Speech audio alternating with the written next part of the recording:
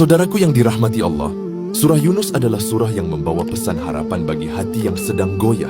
Surah ini turun kepada Rasulullah SAW pada masa sulit ketika banyak orang menolak dakwah beliau. Dan melalui surah ini Allah menguatkan bahwa kebenaran akan selalu menang meski perlahan.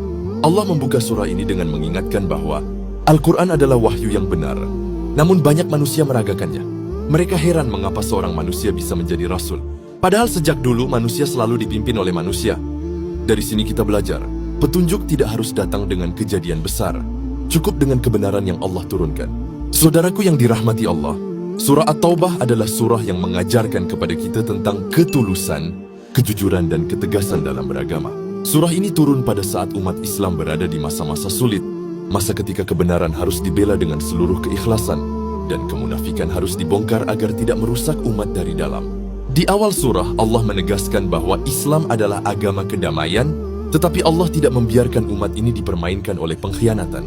Kaum musyrikin pada masa Nabi berulang kali melanggar perjanjian, namun tetap ingin terlihat baik di mata manusia. Lalu Allah memerintahkan Nabi untuk mengumumkan, berlepas diri dari semua bentuk pengkhianatan itu. Ini mengajarkan bahwa dalam hidup kita harus lembut, tetapi tidak boleh lemah ketika kebenaran diinjak-injak.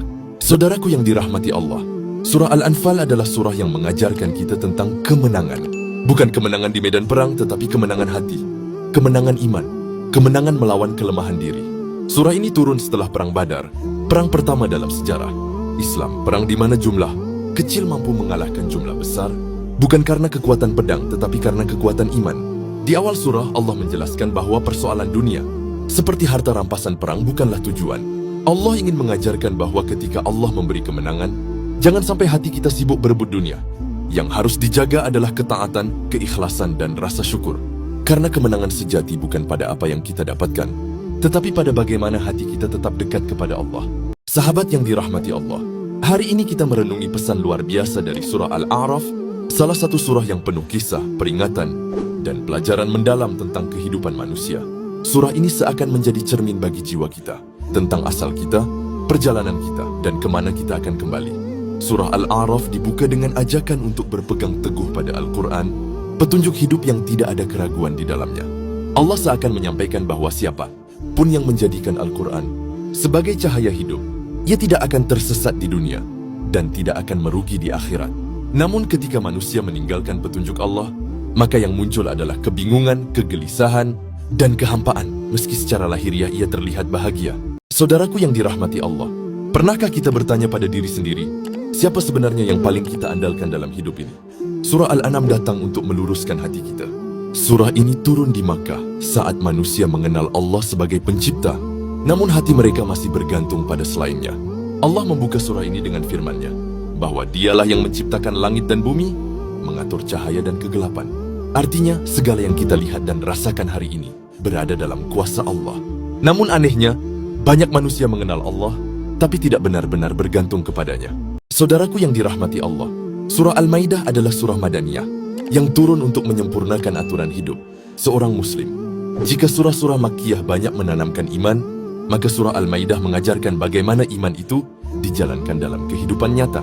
Allah membuka surah ini dengan seruan yang sangat agung. Wahai orang-orang yang beriman, penuhilah segala perjanjian. Ini adalah panggilan langsung kepada hati orang beriman. Islam bukan hanya tentang salat dan doa, tetapi tentang komitmen, amanah, dan tanggung jawab. Saudaraku yang dirahmati Allah, surah An-Nisa adalah surah Madaniyah yang Allah turunkan untuk menata kehidupan manusia agar berjalan dengan keadilan, kasih sayang, dan tanggung jawab.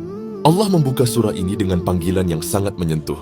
Wahai manusia, bertakwalah kepada Tuhanmu yang telah menciptakan kamu dari satu jiwa. Artinya kita semua berasal dari sumber yang sama. Tidak ada yang lebih mulia kecuali karena takwa. Saudaraku, surah An-Nisa memberi perhatian besar kepada mereka yang sering terabaikan. Perempuan, anak yatim, dan orang-orang lemah. Allah menegaskan agar hak mereka dijaga, agar tidak ada kezaliman yang disembunyikan atas nama kekuasaan atau tradisi. Islam datang bukan untuk menindas, tetapi untuk mengangkat martabat manusia.